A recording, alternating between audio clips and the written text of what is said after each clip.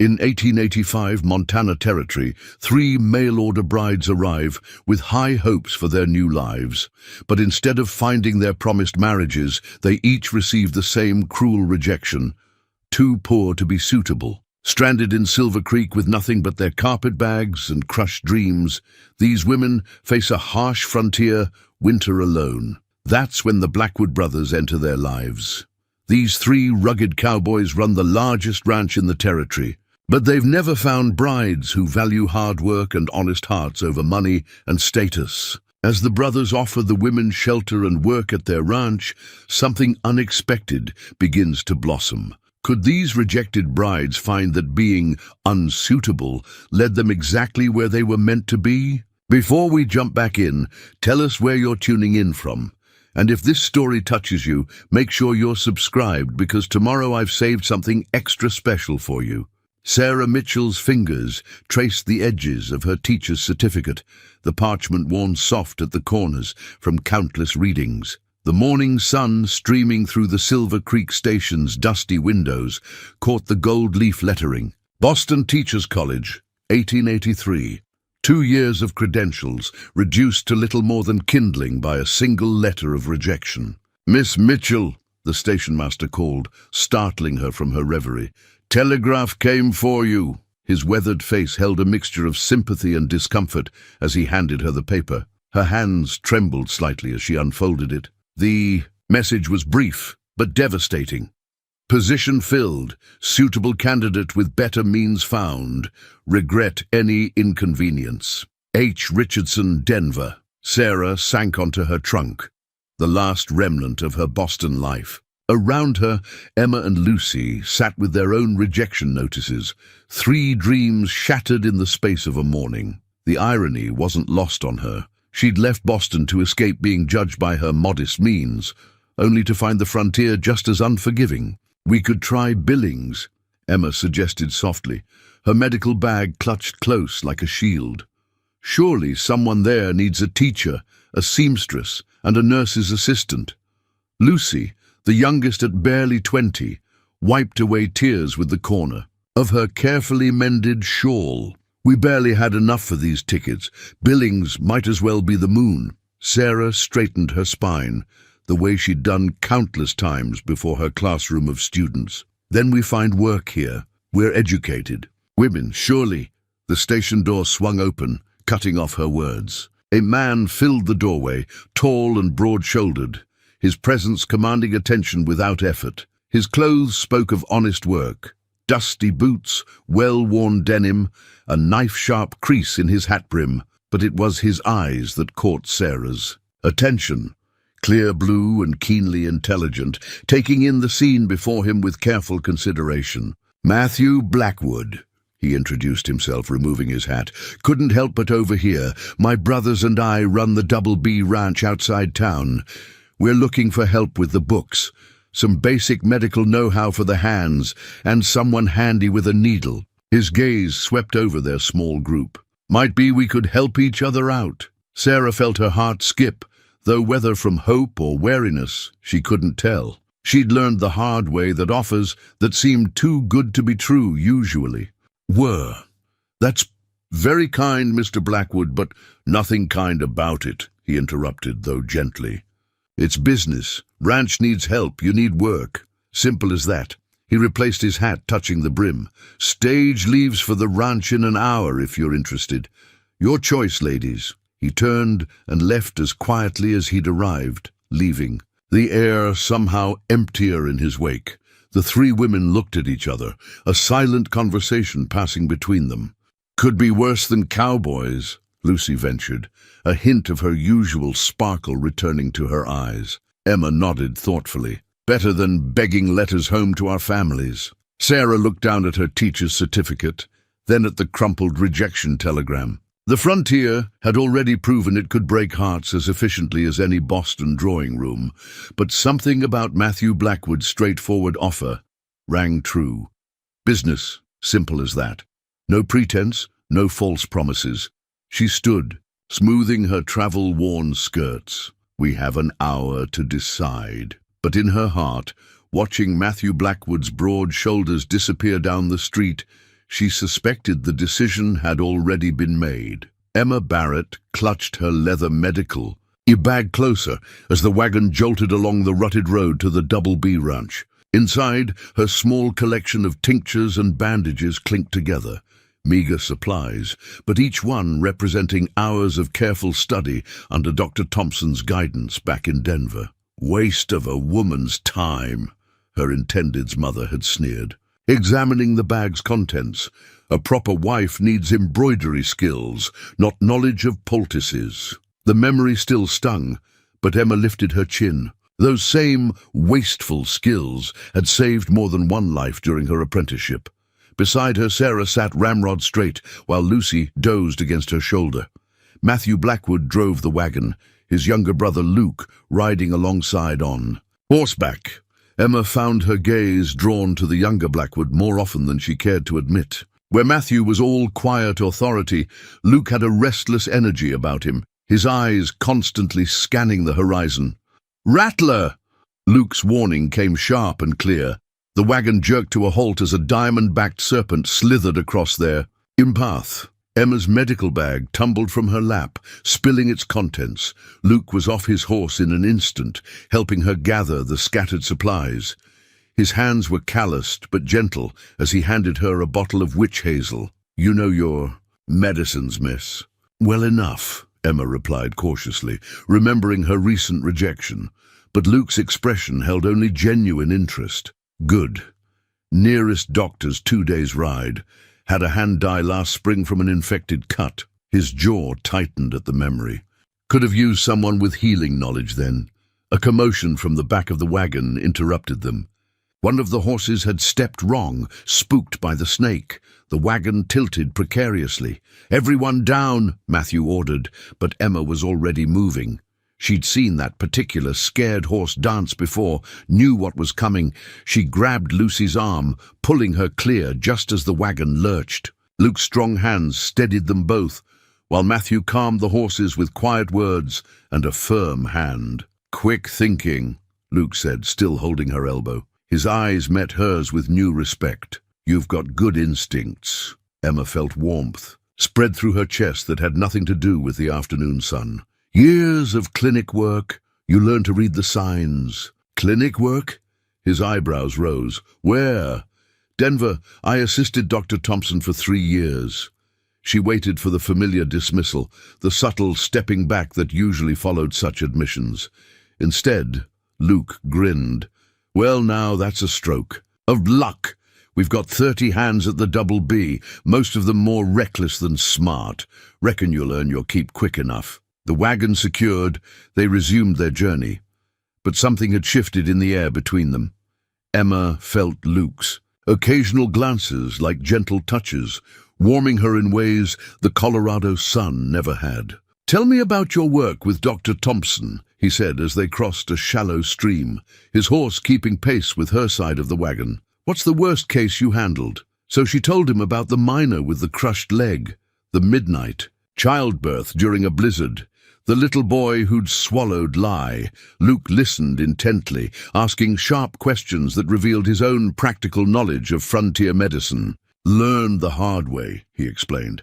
"Out here you either figure things out or people die, but proper training." He shook his head admiringly. "That's worth more than gold." Emma's hand strayed to her bag, remembering the sneering rejection she'd received just days ago. "Not everyone sees it that way." Luke's expression hardened. "Then they're fools who've never held a dying man's hand." His voice softened. "Their loss is our gain, Miss Barrett." The Double B ranch appeared on the horizon, sprawling, well-maintained, and humming with activity. Emma saw corrals full of horses, bunkhouses for the hands, and a main house that spoke of simple prosperity. Not the genteel life she'd imagined when answering a marriage advertisement, but somehow right. "Welcome home," Luke said quietly, and Emma found herself believing him. Lucy Thomas unfolded her prized quilt in the fading light of the ranch house's sitting room. Her fingers traced the intricate stitching, tiny flowers and vines that had earned her a place at Hartford's finest dressmaker's shop. Fat lot of Good that had done her when her intended's family discovered she was just a seamstress, not the daughter of wealth they'd assumed from her delicate needlework. That's beautiful work. The quiet voice startled her. James Blackwood, the youngest of the brothers, stood in the doorway. He was leaner than his siblings, with artist's hands that seemed at odds with his ranch clothes. Like her, he had the look of someone used to living in the shadow of older siblings. "Thank you," Lucy replied, fighting the urge to hide the quilt. "It's just something I made to pass the time on the journey." James moved closer, studying the pattern with genuine interest. "Just something. Miss Thomas, I've seen wealthy ladies in Denver who'd pay a fortune for work half this fine." Lucy felt her cheeks warm. "You've been to Denver?" "Now and then. Someone has to handle the business side of things while Matt and Luke play cowboy." His smile was self-deprecating, though I suspect they'd say I'm just avoiding real work. "There's nothing unreal about creating beautiful things," Lucy said firmly, then blushed deeper at her boldness. But James's eyes lit up. "Exactly. He hesitated, then seemed to make a decision. "Would you like to see something?" Without waiting for an answer, he pulled a folded paper from his vest pocket. Lucy gasped softly as he smoothed it out. The sketch showed a woman, Sarah, she realized, reading by the wagon during their journey. Every detail was perfect, from the worry line between her brows to the way she held her teacher's certificate. "You're an artist," Lucy breathed. James quickly folded the sketch away. "Don't tell my brothers. They think I just keep the ledgers." "Why hide it?" "Same reason you tried to hide your quilt just now." His understanding smile touched something in her heart. "It's easier than explaining why you love something that others think is useless." Lucy looked down at her quilt, then back at James. "Maybe we've both been explaining to the wrong people." A comfortable silence settled between them, broken only by the distant sound of cattle and the crackle of the sitting-room fire. James cleared his throat. "Miss Thomas, Lucy, the ranch needs someone to maintain the hands, clothes, make repairs, that sort of thing. But if you wanted to do more, make things like this." He gestured to the quilt. "Well, Silver Creek's growing.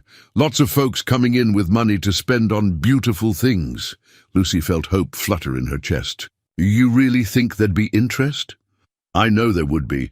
The mercantile owner's wife was just complaining that she has to order everything from Denver." He grinned. "Of course you'd need someone who knows the business side of things. Someone good with numbers and negotiations. Someone like you." Lucy surprised herself by teasing. James's grin widened. "We could help each other. You create, I sell. Split the profits." His expression grew serious. "A real business partnership. No charity, no pity. Just two people who understand the value of making beautiful things." Lucy looked at her quilt again, seeing not just the pattern, but possibilities. A shop in town, perhaps. Orders from fancy Denver ladies. A chance to prove that being just a seamstress could mean something more. Partners. James held out his hand. Lucy took it, noting how his artist's fingers matched her seamstress's calluses. Partners. Neither of them mentioned how long their hands remained clasped, or how natural it felt when they finally let go. Dawn broke over the Double B ranch in streaks of gold and amber. Sarah stood at the kitchen window, watching ranch hands saddle their horses in the misty morning light. The ranch deed lay open on the table before her. Matthew had given it to her along with the account books, trusting her to understand the ranch's history as well as its finances. 1865, she murmured, touching the faded date. Their father filed it right after the war. With nothing but determination and 50 borrowed dollars, Matthew's voice came from behind her. He stood in the doorway, already dressed for the day's work. "Sorry, didn't mean to startle you. I'm just surprised you're trusting me with this." Sarah gestured to the deed and ledgers. Matthew poured himself a cup of coffee. "Way I see. Trust has to start somewhere." The kitchen gradually filled with life. Emma arrived, medical bag in hand, ready to organize the ranch's rudimentary infirmary.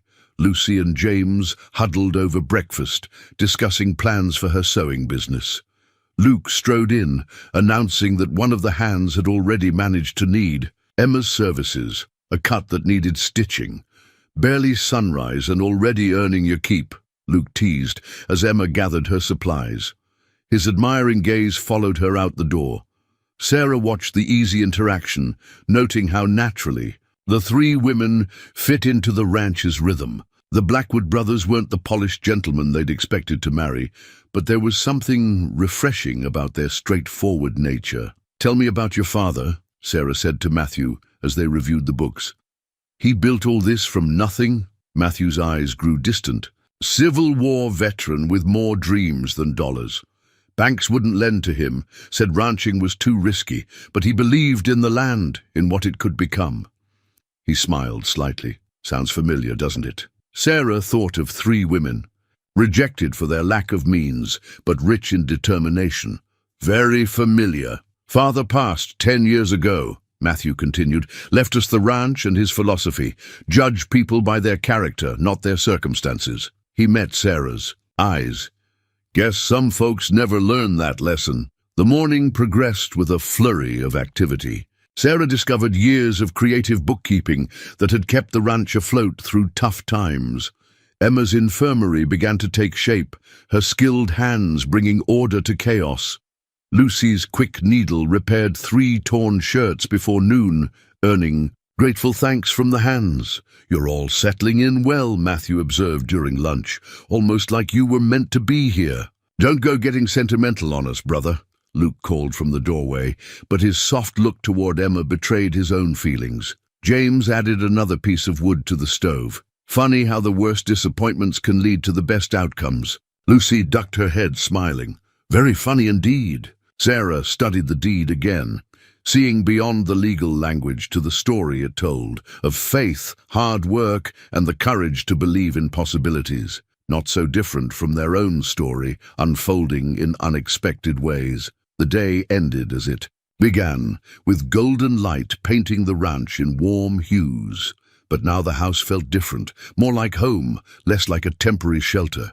3 women, who'd arrived with nothing but broken dreams, had found something stronger than rejection, purpose, respect, and maybe, just maybe, the beginnings of love. Matthew found Sarah still at the kitchen table, finalizing the day's accounts. "You don't have to finish those tonight."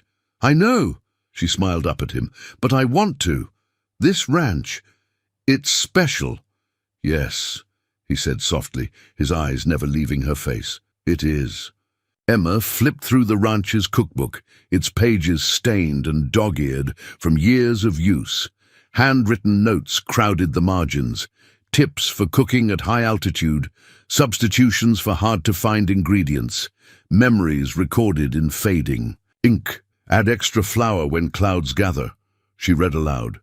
"The moisture affects the bread." "That's Mother's handwriting," Luke said, pausing in the kitchen doorway. "She learned to cook the same way you're learning ranch life. One mistake at a time." The morning sun streamed through the windows as the house came alive. Sarah sat at the table, calculating supply needs for the coming month. Lucy mended shirts nearby, her quick needle flashing in the light. The smell of coffee and fresh bread filled the air. "Your mother must have been an extraordinary woman," Emma said, noting another margin note about using willow bark tea for fevers, something she'd learned from Dr. Thompson. "She was." Luke stepped closer, his presence warming the space between them. "Would have liked you all, I think, especially your way of jumping in and making things work." Outside, the ranch hands were starting their day. Matthew's voice carried through the window as he gave instructions. James led a string of horses toward the corral, pausing to tip his hat at Lucy through the window. "The hands are taking bets," Luke mentioned casually, "on which of you ladies will run screaming back to civilization first." Emma raised an eyebrow. "And what did you bet?" "That they're all going to lose." His smile held something more than amusement. "Some people know their worth, no matter what others say." Sarah looked up from her ledgers. "Speaking of worth, these books tell an interesting story. Your father was clever with his investments." "Had to be," Luke replied. Banks weren't friendly to a man who started with nothing but war wounds and dreams. Like they weren't friendly to three women with nothing but skills and determination. Lucy's quiet words carried across the kitchen. A moment of understanding passed between them all. They were more alike than different, the rejected brides and the sons of a man who'd built his dream from scratch. The kitchen door swung open as Matthew entered, bringing the crisp morning air with him. "Emma," Anderson's boy fell off his horse, nothing broken, but "I'll get my bag." Emma was already moving, her healer's instincts taking over. "I'll ride with you," Luke offered, then added with a grin, to keep the boy from falling for his pretty nurse. Their laughter followed Emma and Luke out the door. Sarah watched them go, a knowing smile playing at her lips. They fit well together. "They do," Matthew agreed, his eyes lingering on Sarah's face. "Seems to be happening a lot around here lately." Lucy ducked her head over her mending, but not before they caught her blush. James chose that moment to appear in the doorway, as if drawn by some invisible thread. "Lucy, I've been thinking about that business plan of yours," he said. "The mercantile owner's wife is interested in seeing your work." Lucy's face lit up. "Really? But I haven't even—" "I showed her the sketch I made of your quilt." James ran a hand through his hair, suddenly shy. "Hope you don't mind." The look they shared spoke volumes. Sarah and Matthew exchanged glances, remembering their own moments of growing connection. The day unfolded like a flower, each hour bringing new challenges and small victories. Emma returned triumphant from treating the fallen boy, Luke's proud smile matching her own. Lucy and James bent their heads together over business plans, their hands brushing accidentally as they passed papers back and forth. Sarah and Matthew worked through the accounts, their comfortable silence worth more than words. As evening approached, they gathered around the big kitchen table. Brothers, brides, and a few chosen ranch hands. The cookbook's recipes had produced a hearty meal, made better by shared work and growing affection. "To new beginnings," Matthew proposed, raising his glass. "And to knowing your worth," Emma added softly, her eyes meeting Luke's across the table. Lucy leaned slightly toward James. "To seeing the beauty in unexpected places." "To home," Sarah finished simply, and they all knew she meant more than just the ranch. The cookbook lay open on the counter, its pages ready to collect new memories, new marginal notes, new stories of love growing in fertile soil. Sarah sat alone in Matthew's study, moonlight spilling across the leather-bound ledgers spread before her. The latest account book told a story that made her heart sink, one of mounting debts and dwindling profits. No wonder Matthew's shoulders carried such tension. "Still at it?" Matthew's voice startled her. He stood in the doorway, trail, dust still clinging to his clothes from a long day's work. "Matthew," she straightened, gesturing to the books. "Why didn't you tell me how bad things were?" He crossed the room slowly, settling into the chair beside her. "Didn't want to burden you with our troubles. You've all had enough disappointments. These aren't just your troubles anymore." Sarah's finger traced a column of worrying numbers. "The bank loan comes due in 3 months, the cattle prices are falling, and this drought sounds about right." His voice held weary acceptance. "Been juggling accounts so the hands get paid, but something's got to give soon." Sarah pulled out a sheet of calculations she'd made. "Not necessarily. Look here. If we restructure the loans, consolidate the debts..." Her education might not have impressed her intended's family, but numbers had always been her friends. Matthew leaned closer, his warmth distracting in the quiet night. "You really think we could make this work?" "We already are." She showed him another page. "Lucy's sewing business is bringing in steady income. Emma's medical skills have saved us fortune in doctors' fees. And I've found several places where we can cut costs without cutting corners." Sarah, the way he said her name made her breath catch. "You're remarkable, you know that?" She blushed, remembering another man who'd called her remarkable, right before deciding she wasn't wealthy enough to marry. "I'm just good with numbers." "No." Matthew's hand covered hers on the ledger. "You're good with everything. The way you've taken on this ranch's problems like they're your own. the way you see solutions where I only saw obstacles. The ranch is worth fighting for." Sarah met his eyes. "Your father's legacy, your brother's future, it matters." "And your future?" His question hung in the air between them. "Sarah, I know this isn't the life you planned. If things get worse, then we'll face it together." The words came naturally, surprising them both. Unless you'd rather I didn't." Matthew's response was to lift her hand to his lips, pressing a gentle kiss to her knuckles. "I'd rather you did exactly what you're doing, making this ranch and me better than we were before you came." A comfortable silence settled over the study. Outside, an owl called softly, and the night wind rustled through the cottonwoods. "We should look at the summer grazing contracts tomorrow," Sarah said finally, her hand still warm from his kiss. "I think there's room for negotiation. Always business." Matthew smiled, but his eyes held something deeper. "Reminds me of my mother. She kept this ranch going through some hard times, always with her head high and her mind working." "Tell me about her." Sarah gathered the ledgers, setting them aside. As Matthew spoke of his mother's strength and wisdom, Sarah felt pieces of her own life falling into place. This wasn't the genteel existence she'd imagined when answering a marriage advertisement, but it was real. The problems were real.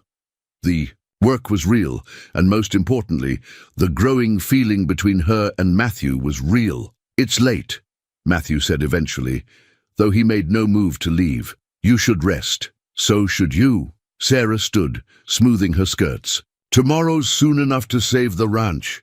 He caught her hand again as she passed. "Thank you, Sarah, not just for the books, but for believing in this place, in us." The moonlight painted silver shadows across his features, highlighting the sincerity in his eyes. Sarah felt her heart turn over, knowing that this moment marked a change between them. "Some things," she said softly, "are worth believing in." The red bandana caught Emma's eye first, soaked through with blood, clutched tight against young Tommy Anderson's shoulder. Luke half carried the ranch hand through the infirmary door, his face tight with worry. "Steer caught him with its horn," Luke explained as they helped Tommy onto the examination table. "Threw him clean over the fence." Emma was already moving, her hands steady as she gathered supplies. This wasn't a Denver clinic with its gleaming instruments, but she'd learned to work with what she had. "Let me see it, Tommy." The wound was deep, ugly, the kind that could turn deadly if infection set in. Emma felt Luke's presence behind her, solid and reassuring, as she assessed the damage. "Can you help him?" Luke's voice held equal parts trust and concern. "Yes." Emma didn't hesitate. "But I'll need your help. Hold him still." What followed was a brutal hour of cleaning, stitching, and fighting to keep Tommy's shoulder intact. Luke never wavered, his strong hands gentle as he helped hold the boy steady. The bandana lay forgotten on the floor, its red fabric a testament to how close they'd come to disaster. "You're doing fine, Tommy," Emma soothed, her needle flashing in the lamplight. "Just a few more stitches." Luke watched her work with growing admiration. "I've seen experienced doctors with less steady hands. Dr. Thompson always said skill matters more than fancy equipment." Emma tied off another stitch, her movements precise. "Though I wouldn't mind having his surgical kit right about now." Tommy managed a weak smile. "Glad you're here, Miss Emma. Last time I got hurt, they had to ride 2 days for the doctor. And you nearly died of infection," Luke added grimly. His eyes met Emma's over Tommy's head. "We've lost good men to simple injuries out here." Emma thought of her rejected marriage proposal, of being told her medical knowledge was unsuitable for a proper wife. If she'd married that man, where would Tommy be now? "There," she said finally, securing the last bandage. "Keep it clean. No riding for at least a week, and come see me twice a day for fresh dressings." Tommy nodded, already looking better as the willow bark tea she'd given him took effect. Luke helped him to the bunkhouse, returning a few minutes later to find Emma cleaning her instruments. "That was impressive," he said, picking up the bloodied bandana. "Most folks would have panicked. Most folks haven't spent 3 years in Denver's poorest clinic." Emma smiled tiredly. This was actually a quiet day compared to some I've seen. Luke stepped closer, his presence warming the cool evening air. Tell me. So she did. She told him about the miners brought in with crushed limbs, the children sick with fever, the mothers struggling through difficult births. Luke listened intently, occasionally asking questions that showed his own practical knowledge of healing. You should have been a doctor, Emma said, surprised by his medical understanding. Maybe in another life. He shrugged. Out here, you learn fast or people die. But watching you work, he touched her hand gently. You have a gift, Emma. Anyone who can't see that is a fool. The evening shadows lengthened as they talked, sharing stories of lives saved and lost. Emma found herself drawing closer to Luke, drawn by his quiet strength and unexpected tenderness. I never thought I'd be grateful for being rejected, she admitted softly. But if I hadn't been, then Tommy might be dead. Luke's hand found hers again, and I wouldn't have found the woman I've been looking for all my life. Emma's heart stuttered at his words. Luke, I know it soon, he said quickly. And I know this isn't the fancy life you probably dreamed of, but watching you today, seeing your strength and skill. Emma, you belong here, with the ranch, with me. Before she could respond, a commotion erupted from the bunkhouse. Miss Emma, Tommy's fever's spiking. They sprang apart, but Luke caught her arm for just a moment. We'll finish this conversation later, Emma smiled, already gathering fresh supplies. Count on it. Lucy found the broken pocket watch on James's desk one quiet afternoon, half hidden, under sketches of her latest dress designs. Its gold case was dented, the crystal cracked, but the craftsmanship was exquisite. Tiny roses were engraved around the edge, each petal detailed with loving care. It was our father's. James's voice made her jump. He stood in the doorway of his small office, a fresh stack of drawings in his hands. Carried it through the war, but I dropped it last month. Haven't had the heart to get it fixed. It's beautiful, Lucy said, carefully setting it down, like your drawings. James crossed to his desk, spreading out the new sketches. They showed Lucy's designs from different angles, adding subtle improvements that made her catch her breath. He'd captured every detail of her work, but somehow made it even better. I hope you don't mind, he said uncertainly.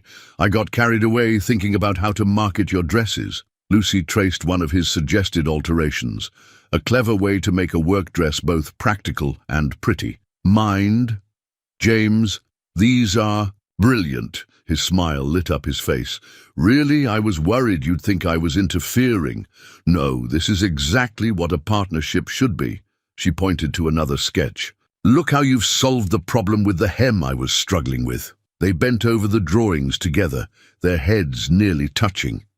James's artistic vision complemented Lucy's practical skills perfectly, each making the other's work stronger. The mercantile owner's wife wants to place an order, James said, pulling out a letter, and she's mentioned your work to some friends in Denver. Lucy's heart soared. Already? But we've only just started. Quality speaks for itself.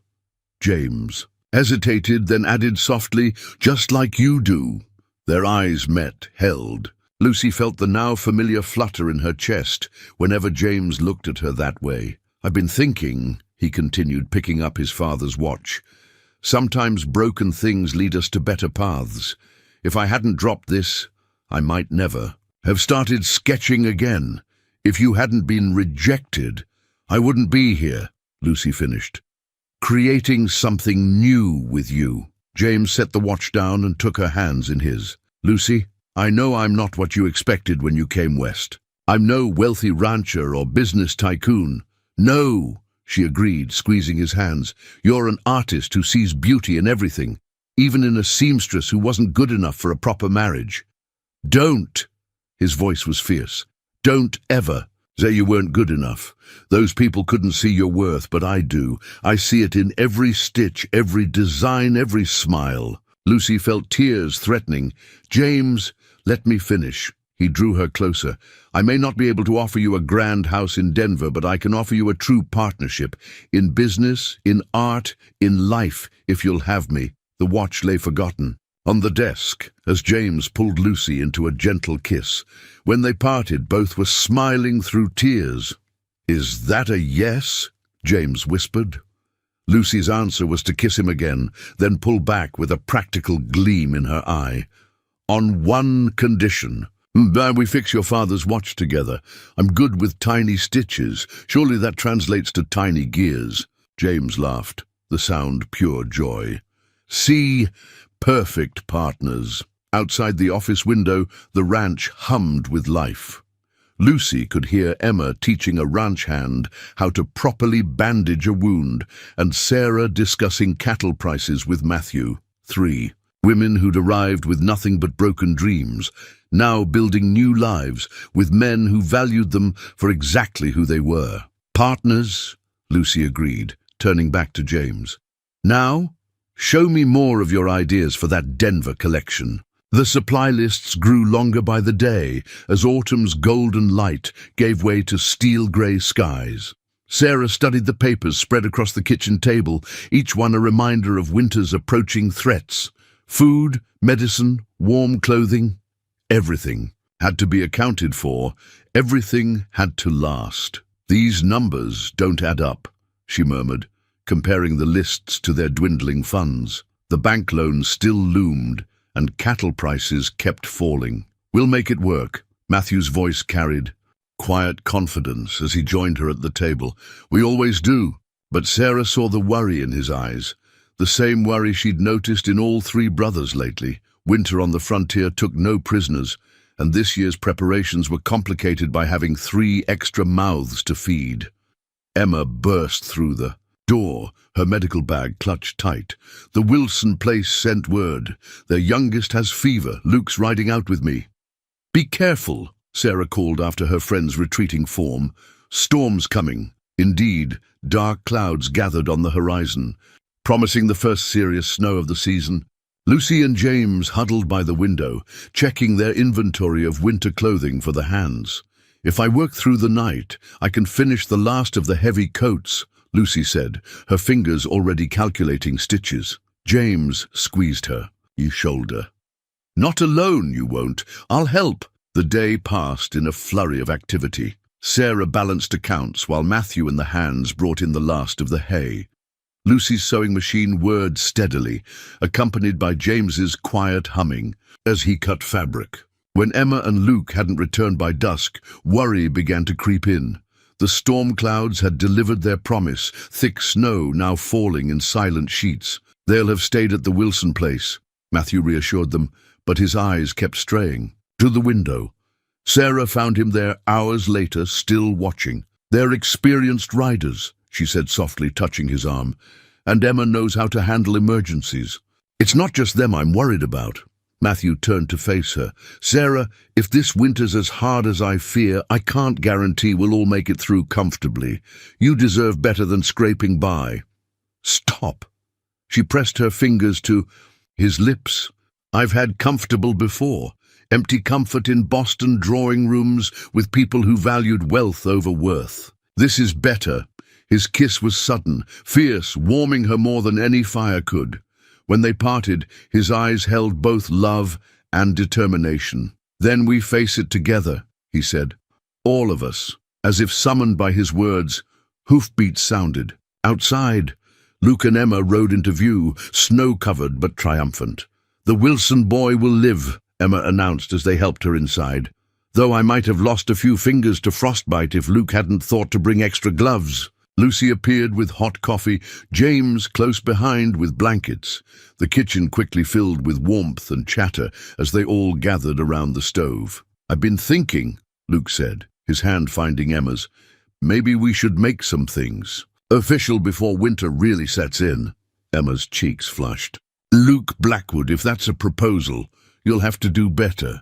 "Much better," James agreed, winking at Lucy, "though he has the right idea about timing." Sarah felt Matthew's arms slip around her waist as they watched their family. For that's what they had become. Share this moment of joy in the face of coming hardship. Outside, the storm raged on, but within the ranch house, love and determination burned brighter than any storm could challenge. 3 women who'd arrived as rejected brides had found not just acceptance, but a home worth fighting for. The supply lists still needed attention, the bank loan still loomed, and winter's threats still gathered. But as Sarah looked around at the faces she'd grown to love, she knew they would face it all together, not just as couples, but as a family forged by choice rather than chance. The threatening note appeared on a bitter November morning, slipped under the ranch house door, sometime before dawn. Sarah found it as she went to start breakfast, the crude paper crinkling under her feet. "Leave now while you can," she read aloud, her voice steady despite the chill that ran down her spine. "The double B belongs to those who can afford to run it proper." Matthew's jaw tightened as he read the note over her shoulder. "Carlton's work, I'd bet my last dollar. His family's been trying to buy us out for years." The banker's son. Sarah remembered the tall, well-dressed man who'd sneered at her in town last week. "He's behind this?" "His father's foreclosed on half the small ranches in the territory." Matthew crumpled the note. "They're used to getting their way." The kitchen filled with familiar morning sounds. Emma preparing her medical supplies, Lucy's sewing machine humming, James reviewing orders for their growing business. But tension hung in the air like smoke. "There's more," Luke said, striding in from his morning rounds. "Found 2 fences cut on the north pasture. Cattle would have scattered if we hadn't caught it early." Emma looked up sharply from her work. "The same pasture where Tommy was hurt." "Nothing accidental about it," Luke confirmed, his hand finding Emma's shoulder. "They're testing us." Lucy set aside her sewing, face pale. "Testing what?" "Our resolve," James answered, moving to stand beside her. "Carlton's bank holds our loan.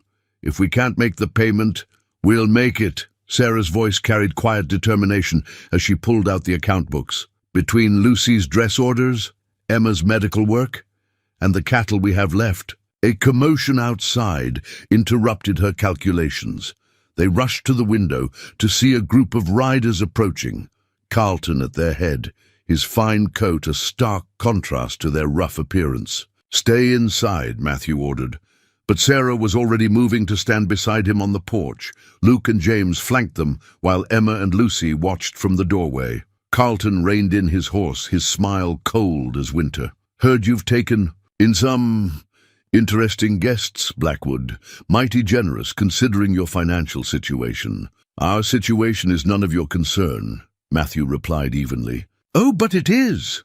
Carlton produced a paper with a flourish. "When you miss that loan payment, and we all know you will, the double B will finally have proper owners, unless—" His gaze lingered insultingly on Sarah. "You ladies might be better off finding more suitable arrangements." Luke's hand dropped to his gun belt, but Emma's quiet "no" stopped him. "You're right about one thing." Sarah stepped forward, her voice carrying across the yard. "The double B deserves proper owners. People who understand that true worth isn't measured in dollars." "Pretty words," Carlton sneered. "Won't keep you warm when winter hits." "No," Emma joined Sarah on the porch, "but family will, something you wouldn't understand." Lucy completed their line, her hand finding James's. "We're not going anywhere." Carlton's face darkened. "We'll see about that." He wheeled his horse around. "Winter's long in Montana. Accidents happen." They watched the riders disappear into the morning mist. Matthew pulled Sarah close, his heart pounding under her ear. "We should have told you about Carlton sooner," he said. "Given you the choice to leave before what?" Sarah lifted her chin. "Before we fell in love? Before we became family?" "They won't stop," Luke warned, his arm around Emma's waist. "Carlton's used to breaking people." "Then he's never met anyone like us," Emma replied firmly. "We've already been broken once and came back stronger." James nodded, squeezing Lucy's hand. Together. They moved back into the warmth of the kitchen, but something had shifted. The threat was real, but so was their determination. 3 women who'd been deemed too poor, too unsuitable, now stood as the difference between the double B's survival and its fall. Sarah opened the account books again, her mind already working on solutions. They had love, skill, and determination. Carlton would learn that some things couldn't be bought or broken at any price. The letter from Denver's City Hospital felt heavy in Emma's hands, its crisp paper and official letterhead a stark contrast to the rustic infirmary where she stood. Dr. Thompson's familiar handwriting brought tears to her eyes. "Dearest Emma," she read again, "your work with frontier medicine has reached my ears, and I find myself in need of precisely your skills. The hospital is expanding its women's ward, and I require an assistant who understands both medical science and practical healing." The offer was everything she'd once dreamed of: a real position, a chance to study proper medicine, respect for her abilities. The salary alone would ease the ranch's financial burdens considerably. "Emma?" Luke's voice startled her. She hadn't heard him enter the infirmary. "Tommy's leg is troubling him again." He trailed off, noting her expression and the letter in her hands. "What's wrong?" "Nothing's wrong," she said quickly, too quickly. "It's from my old mentor in Denver." Luke crossed the room slowly, as if approaching a spooked horse. "And?" Emma handed him the letter, watching his face as he read. His expression remained carefully neutral, but she saw the tension in his jaw, the slight tremor in his hands. "It's a good opportunity," he said finally, his voice rough. "The kind you deserve." "Luke." "No, listen." He set the letter down, taking her hands in his. "I've watched you work miracles here with nothing but determination and basic supplies. In a real hospital with proper equipment," his thumbs traced circles on her palms, "you could help so many people." Emma pulled away, moving to the window. Outside, ranch life continued. Sarah and Matthew discussing cattle sales, Lucy and James loading a wagon with dress orders for town. More than colleagues or friends now, they were family. "I help people here," she said softly, "but you could do more." Luke's voice held pain and pride in equal measure. "Emma, I won't be the reason you give up your dreams." She turned to face him. "And what if my dreams have changed?" The infirmary door opened before Luke could respond. One of the younger hands burst in, breathless. "Mr. Carlton's men, they're threatening to stampede the herd." Luke was moving, instantly, but Emma caught his arm. "This conversation isn't finished." "Later," he promised, already reaching for his gun belt. "Stay safe." Emma watched him ride out with the other hands, her heart torn. The letter seemed to mock her from the table, offering everything she'd once wanted. But standing in this small infirmary, remembering every life she'd touched here, Sarah found her there an hour later, still staring at the letter. "Luke told me," her friend said softly, "while they were riding out." "What would you do?" Emma asked. "If you had the chance to be everything you trained for?" Sarah considered carefully. I think sometimes we don't recognize our dreams until they're right in front of us, wearing dusty boots and loving us exactly as we are." Emma smiled despite her tears. "When did you get so wise?" "About the time I realized that rejected brides make the strongest wives." Sarah squeezed her hand. "Whatever you decide, we're with you." The afternoon passed in tense waiting. When Luke finally returned, covered in dust but triumphant, Emma was waiting with bandages and liniment for the inevitable scrapes. "Carlton's men scattered when we showed up armed," he reported as she tended a cut on his arm, "but they'll be back." Emma's fingers stilled on his skin. "I'm not going to Denver." Luke's breath caught. "Emma, you don't have to." "Yes, I do." She met his eyes steadily. "My place is here. Not because of you, though loving you is part of it, but because every life I save here, every child I help birth, every fever I break, they matter more than a fancy title or a proper hospital." "You're sure?" His voice was hoarse with emotion. Emma's answer was to tear Dr. Thompson's letter in half. "I've never been more sure of anything." Luke pulled her into a fierce kiss, tasting of dust and devotion.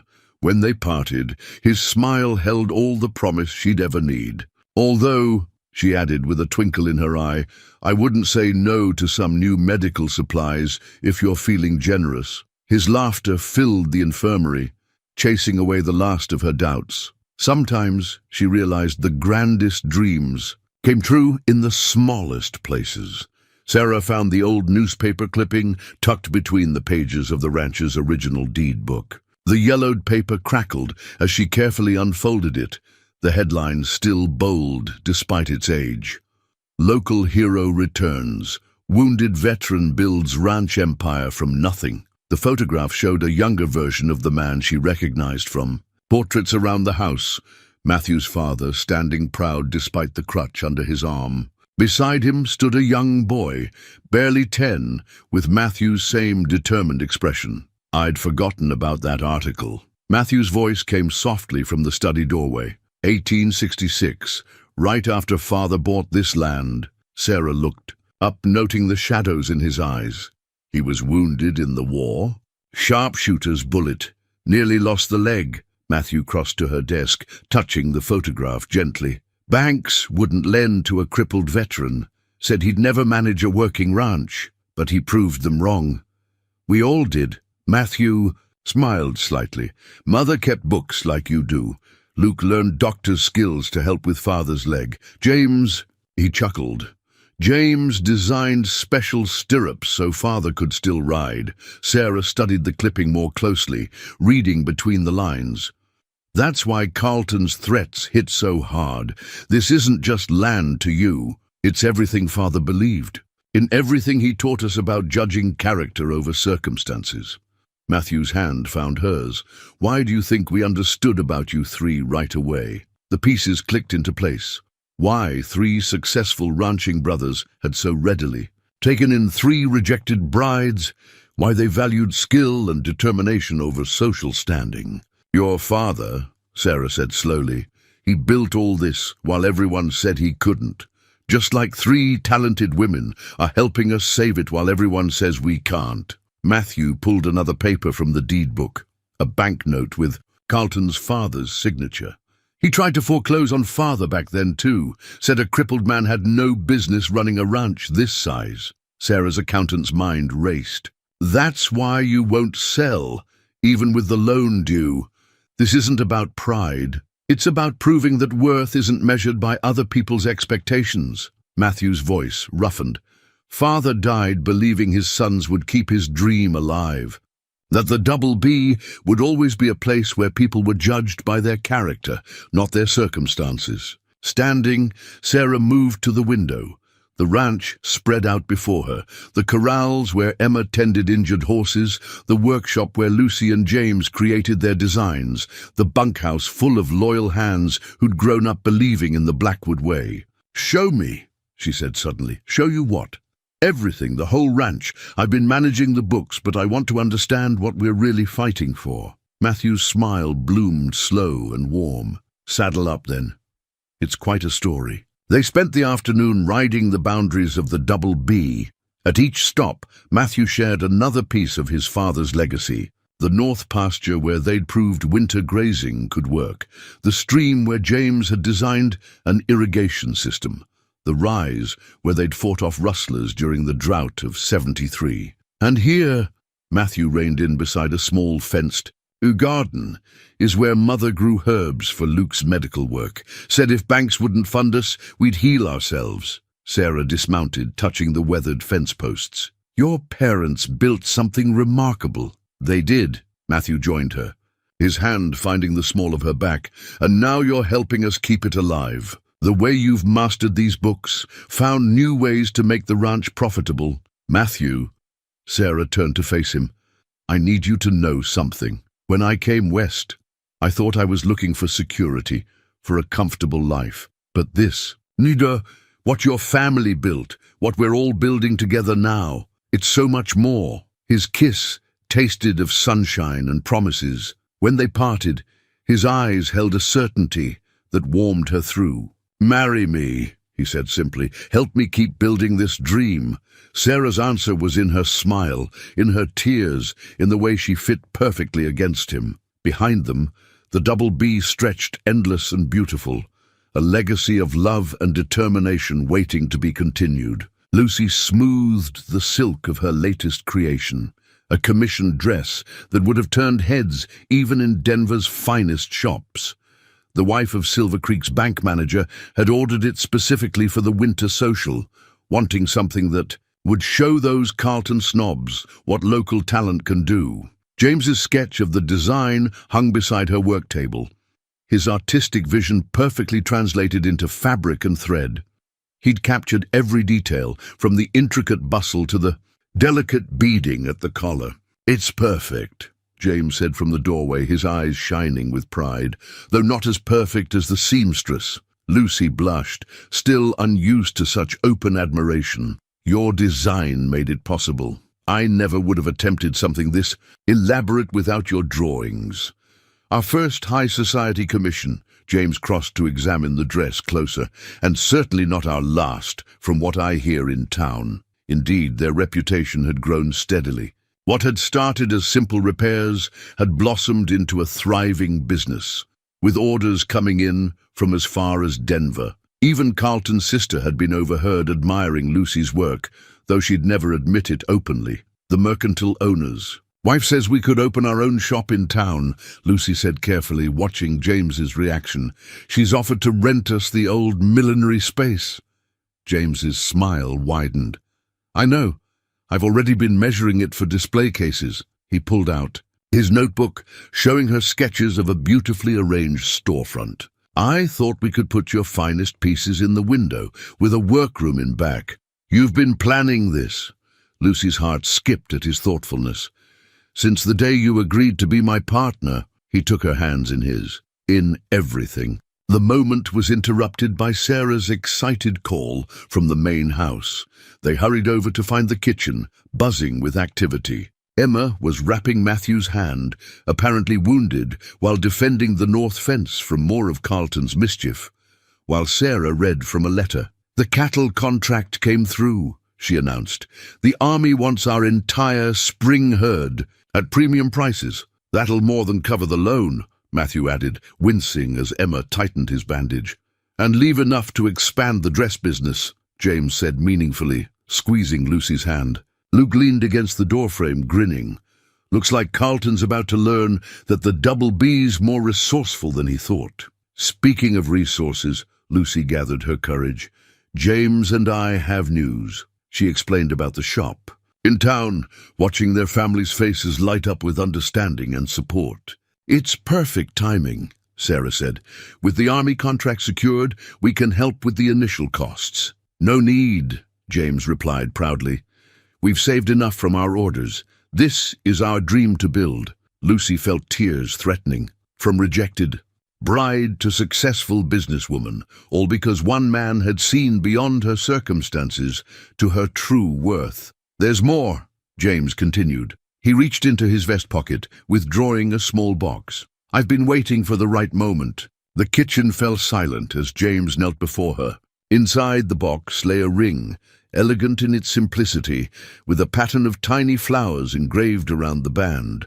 Flowers that matched his sketches, her embroidery, their shared vision of beauty. "Lucy Thomas."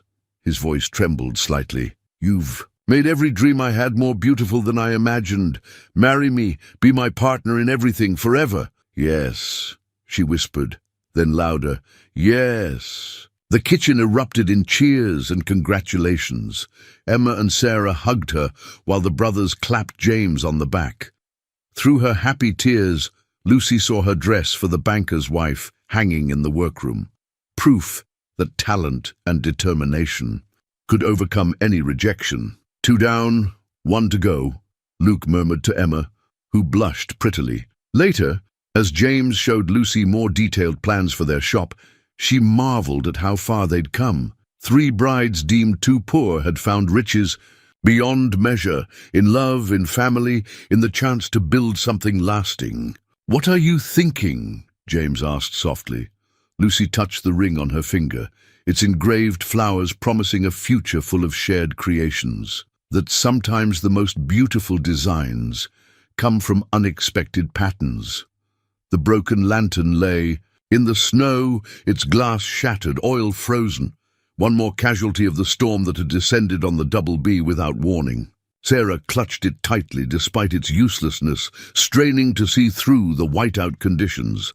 "Matthew!" Her voice was lost in the howling wind. He'd gone to check the nearest cattle shelter hours ago before the storm turned violent. Now the world had disappeared into a blur of white and cold. Inside the ranch house, Emma paced by the window, her medical bag ready. Luke had ridden out to the far pasture with James, planning to bring in any strays before the weather turned. None of them had expected the storm to hit so fast, so hard. "They know this land," Lucy said from her position by the fire, though her hands trembled as she worked on another heavy blanket. "They'll find shelter." A pounding at the door made them all jump. Tommy burst in, snow coating his clothes. "Miss Emma, one of Carlton's men. Found him half frozen by the creek. Says there's others out there." Emma was moving before he finished speaking. "Where?" "Emma, no." Sarah grabbed her friend's arm. "It's too dangerous. They'll die without help." Emma's voice held steel. "Carlton's. Men or not, I took an oath." Lucy stood, resolution replacing fear. "I'll get more blankets, heat water for tea." Another figure appeared in the doorway. Carlton's foreman, Roberts, looking nothing like his usual arrogant self. "Please," he said, his voice rough. "My boys, we were setting fences when the storm hit." Sarah saw Emma and Lucy exchange glances. These were the same men who'd threatened them, cut their fences, tried to drive them away. But now, how many? Emma asked, already packing additional supplies. 4, including the boss himself. The irony might have been amusing if lives weren't at stake. Sarah made a decision. "Tommy, help Emma and Roberts. Lucy, keep the home fires burning. I'm going to find Matthew." "Sarah," both women protested. "I know his route, and we can't wait for the storm to break." She pulled on Matthew's spare coat. "Carlton's men aren't the only ones out there." The next hours passed in a blur of white snow and desperate searching. Emma and Tommy found 2 of Carlton's men huddled in a shallow cave. Sarah tracked Matthew to the cattle shelter, where he'd managed to save most of the herd. Luke and James had holed up in the line shack with Carlton himself, a fact that would have been awkward if everyone wasn't so focused on survival. The broken lantern served as a beacon, its metal catching what little light penetrated the storm. One by one, they made their way back to the ranch house, guided by Lucy's unwavering vigil at the window. Dawn broke to find them all crowded in the kitchen. Carlton's men sat wrapped in Lucy's blankets, accepting Emma's ministrations and hot tea with subdued gratitude. The brothers, snow-crusted and exhausted, stood guard over their unexpected guests. "Why?" Carlton finally asked, looking at Emma as she bandaged his frost-bitten hands. "After everything we did." "Because that's who they are," Matthew answered. For her, his arm around Sarah. "Who we all are." "The Double B looks after its own," Luke added, helping Emma with her supplies. "And in a storm like this, everyone's our own." James nodded, holding Lucy close. "Even people who don't know their true worth yet." Carlton looked around the warm kitchen, seeing perhaps for the first time what his money couldn't buy. Strength. Compassion. The kind of love that drove people out into storms to save their enemies. "I've been a fool," he said quietly. "Yes," Sarah agreed, but kindly, though not as big a fool as those who rejected 3 talented women for being too poor. The storm raged on outside, but inside the ranch house, something shifted. Old enmities, melted like snow in spring, replaced by a deeper understanding.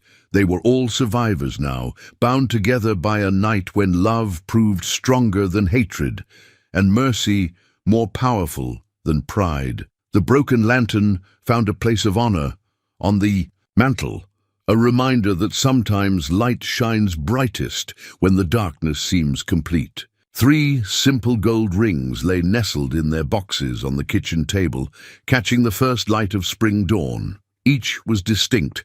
Sarah's featured a delicate pattern of numbers and curves that Matthew had specially designed.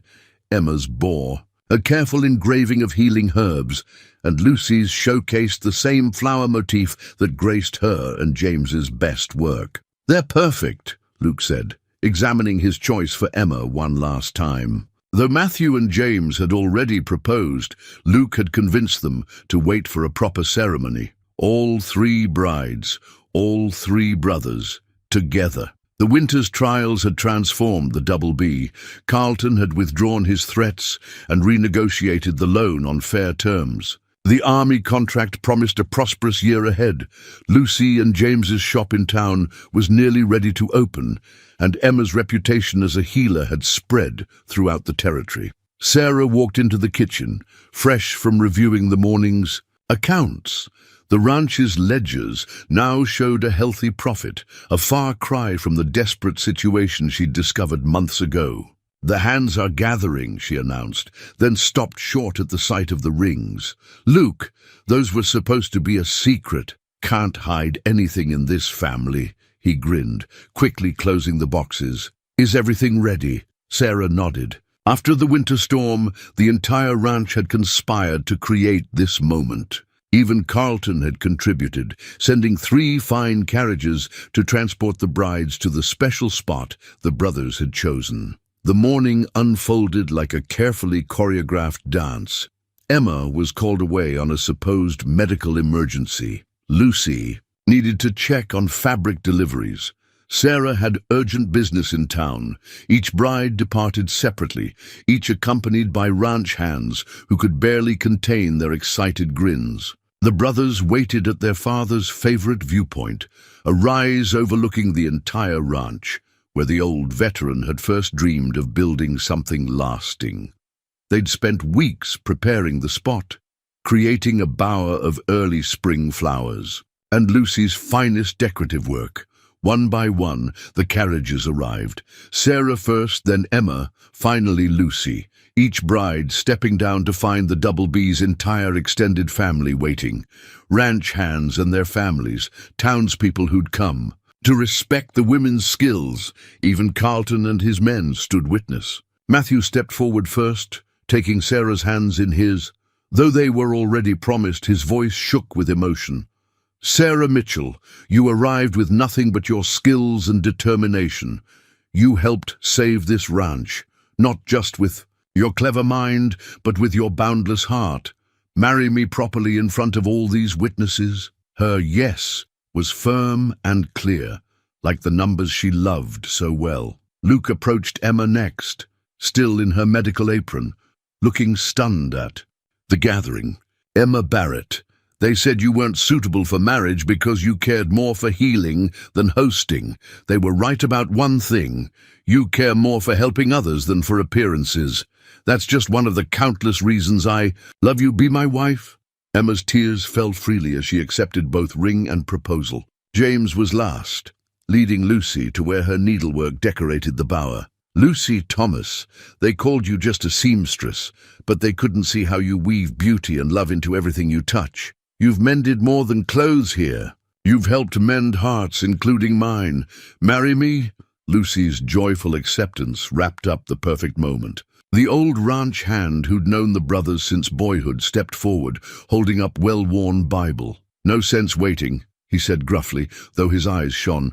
"Got my preacher's license just for today." And so, under the spring sky, with the Double B spread out below them like a promise, 3 couples who'd found each other against all odds joined their lives together. Each ring slipped onto its intended finger represented not just love, but triumph, over rejection, over hardship, over every voice that had said they weren't enough. As the last "I do" faded into joyful celebration, Sarah looked out over the ranch that had become her true home. "They said we were too poor to marry," she whispered. "They didn't know," Matthew replied, holding her close, "that love makes everyone rich." The community quilt grew piece by piece, each square telling its own story. Lucy had started the project as a simple wedding decoration, but it had grown into something more, a testament to how 3 rejected brides had woven themselves into the fabric of Silver Creek. The banker's wife contributed silk from her finest dress, the one Lucy had made that turned so many heads. Ranch hands' families added sturdy cotton squares, some decorated with Emma's healing herbs, others with Sarah's precise numerical patterns. Even Carlton's sister had sent an elegant piece of brocade. Who would have thought? Emma mused, watching the women of Silver Creek gather in the ranch house parlor to sew. That being unsuitable would lead to this. Sarah looked up from where she was organizing the quilting squares. Unsuitable for them. Perfect for here, The parlor buzzed with activity and conversation.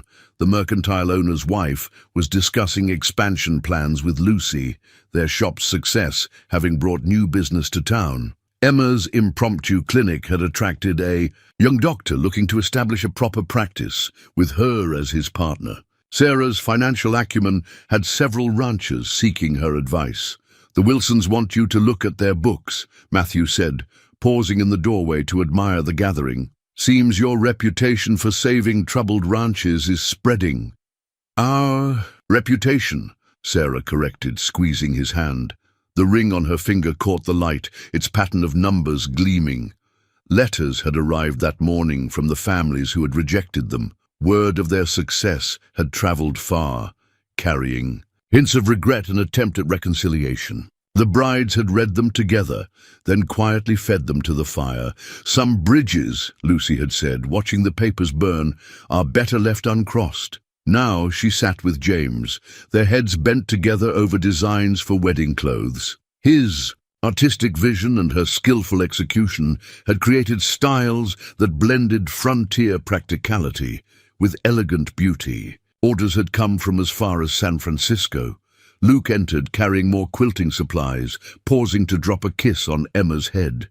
The easy affection between them made several women sigh appreciatively. The story of how she'd saved Carlton's men during the winter storm had become local legend. "Miss Emma," young Tommy called from outside, "Baker's boy took a fall from the apple tree." Emma rose smoothly, medical bag already in hand. "Duty calls. Save me some quilting." "Always," Luke promised, his proud smile following her out. The quilt grew as the day progressed, each stitch representing a connection forged, a friendship built, a community strengthened. Women who had once looked askance at the poor brides now sought their company and counsel.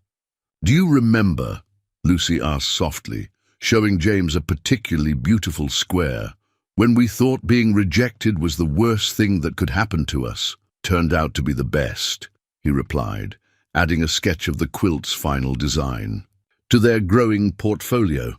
As evening approached, the women gathered around to admire their work. The quilt told the story of the Double B and the three brides who had helped it flourish. Every square a memory, every pattern a piece of their journey. "It's not just a wedding quilt anymore," the minister's wife observed. "It's the story of Silver Creek itself." Sarah thought of their arrival months ago, three women with nothing but broken dreams and determination. Now they stood surrounded by friends, their skills respected, their love stories celebrated. "The best stories," she said, touching a square that showed the ranch house in winter, "are the ones we write ourselves." The final square was special.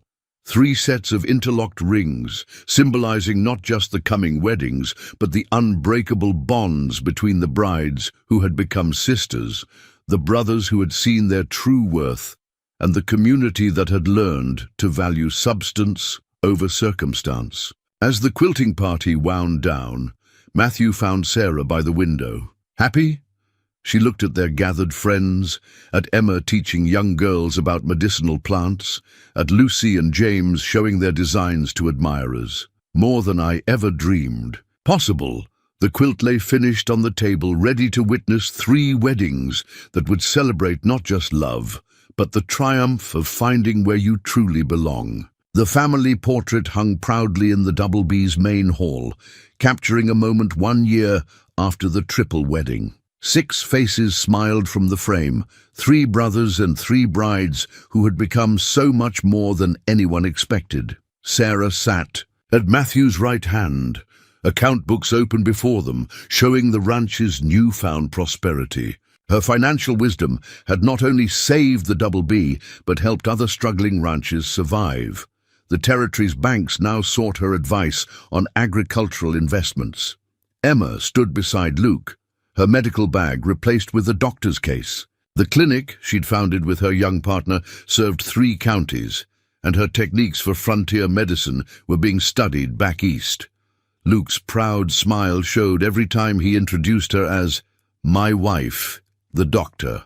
Lucy and James completed the portrait, surrounded by sketches and fabric samples. Their shop had become Silver Creek's pride, drawing customers from Denver society. Their designs, blending practicality with beauty, graced the finest houses in the territory. "Best investment we ever made," Matthew often said, taking in 3 unsuitable brides. The ranch had flourished beyond anyone's dreams. Carlton, now a friend and business partner, admitted that his father had been wrong about judging worth by wealth alone. The Double B stood as proof that success came in many forms. Spring brought new beginnings. Emma announced she was expecting, prompting tears and celebrations. Lucy and James expanded their shop to include a school for young seamstresses. Sarah's financial consultancy grew alongside her role as ranch manager. Looking at this portrait, Sarah mused one evening. The whole family gathered in the parlor. "I hardly recognize those 3 frightened women who arrived with rejection letters." "I do," Matthew said softly. "I see their strength, their determination. We just gave it room to grow." The community quilt draped across the back of the settee, its squares telling their story. New squares had been added for Emma's baby, Lucy's, school, Sarah's successes. The Double B had become more than a ranch. It was a symbol of what love and acceptance could build. Luke raised his glass. "To the women who proved that being unsuitable for some makes you perfect for others." James finished, squeezing Lucy's hand. Outside, the Montana sunset painted the sky in colors as rich as their shared dreams. The land that had once seemed like exile had become their kingdom, built on love, determination, and the courage to see worth beyond wealth. Emma touched her growing belly. "Our children will never doubt their value, or their place in the world," Lucy added. Sarah looked around at her family. Not just the brothers and brides, but the ranch hands who had become family, the townspeople who had become friends, the community that had learned to see with new eyes. "They said we were too poor to marry," she said, echoing words from that first difficult day. "They never understood that real riches aren't counted in dollars. They're counted in love," Matthew agreed, his arms strong around her shoulders. "In healing," Luke added, kissing Emma's cheek. "In beauty," James finished, sharing a look with Lucy. The portrait watched over them all, 6 faces full of joy, 3 couples who had found each other against all odds. But the real masterpiece was the life they'd built together. A ranch, saved, a community strengthened, and love that proved worth isn't measured in gold, but in the richness of the heart. "To the Double B," they toasted together, "where everyone's worth shines true." Outside, spring flowers bloomed on the prairie, as wild and beautiful as 3 brides who had turned rejection into triumph. The sun set on another day at the ranch, but their story would be told for generations of how love, determination, and believing in your own worth could build something greater than anyone imagined. The end.